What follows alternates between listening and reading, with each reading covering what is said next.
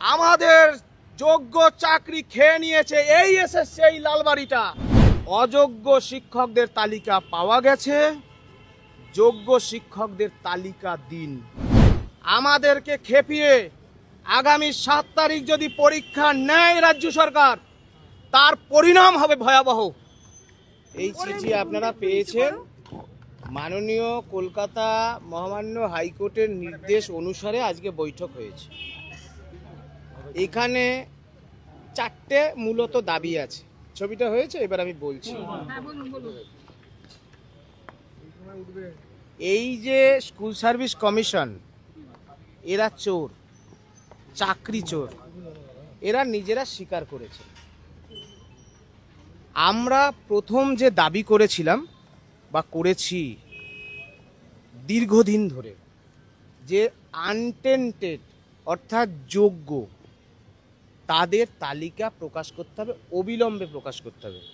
আমরা time frame চেয়েছি, তিনি এদিক যাচ্ছেন ওদিক যাচ্ছেন, টাইম তো বলা যাবে না।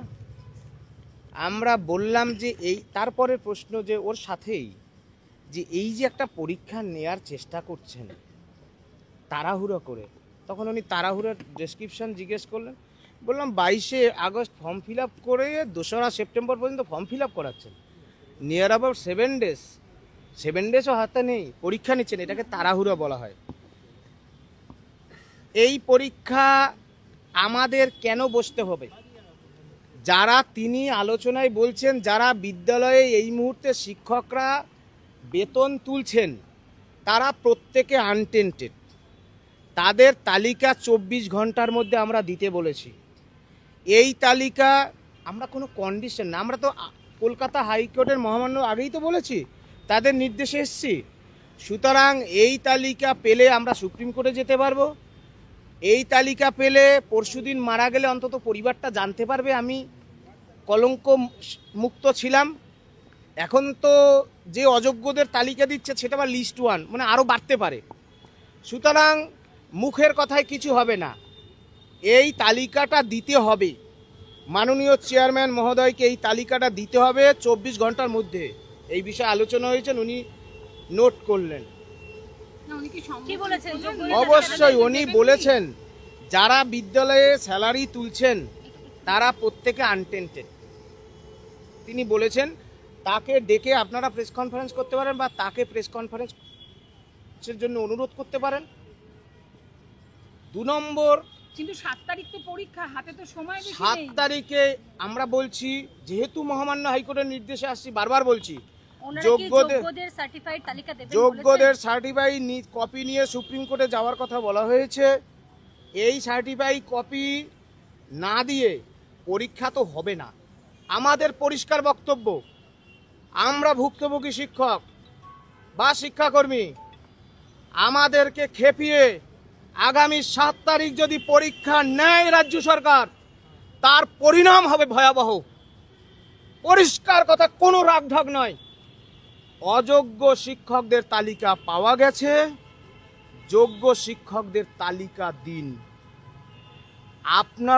আমরা রাজ্য সরকার বিধানসভায় জরুরি অধিবেশন আনুক, সমস্ত রাজনৈতিক দল মিলেমিশে এই জরুরি অবস্থার মোকাবিলা করুক।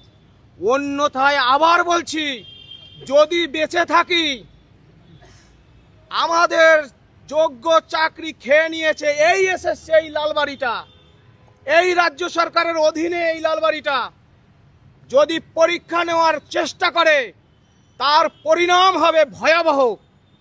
যদি বেঁচে থাকি, এই বক্তব্যটা আমি মাননীয় মুখ্যমন্ত্রী মহোদয়াকে উৎসর্গ করলাম। আপনি মানবিক হন, রাজধর্ম পালন করুন, আমাদের যোগ্যদের তালিকা দিন, এই নরক যন্ত্রণা থেকে মুক্তি দিন। নইলে বাংলার এ যুগের ক্ষুদিরামরা এখনো জীবিত আছে, এখনো মরে যায়নি। আজকের এইখানে আলোচনা হতোই না, মহামান্য কলকাতা হাইকোর্ট, তাই বেশি কিছু বললাম না। কি করবেন? আমরা বলতে চাই, আমরা যারা যোগ্য তাদেরকে কেন পরীক্ষায় বসানো হচ্ছে, কেন সুপ্রিম কোর্টে পরীক্ষা হলে কি করবেন? পরীক্ষা দেবেন? না, 7 তারিখ পরীক্ষা আমরা দেব না। যোগ্যদের তালিকা প্রকাশ্যে আনার জন্য কোনো টাইম যোগ্যদের অবিলম্বে 24 ঘন্টার মধ্যে প্রকাশ্যে আনার কথা বলেছি। দেখব 24 ঘন্টা। এই তালিকা না দিয়ে চেয়ারম্যান শান্তিতে ঘুমোতে পারবেন না। এরপর কি ফের আসবো। কি জানিয়েছে যে তালিকা তিনি বলছেন আমি আমার ঊর্ধ্বতন মানে মাননীয় মুখ্যমন্ত্রীর সাথে কথা বলবেন।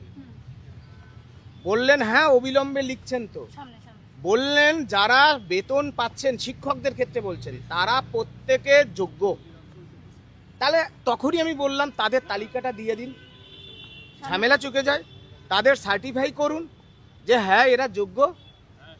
তখন তিনি মানে এদিকে এদিকে করছেন। এসব করলে হবে না মাননীয় চেয়ারম্যান।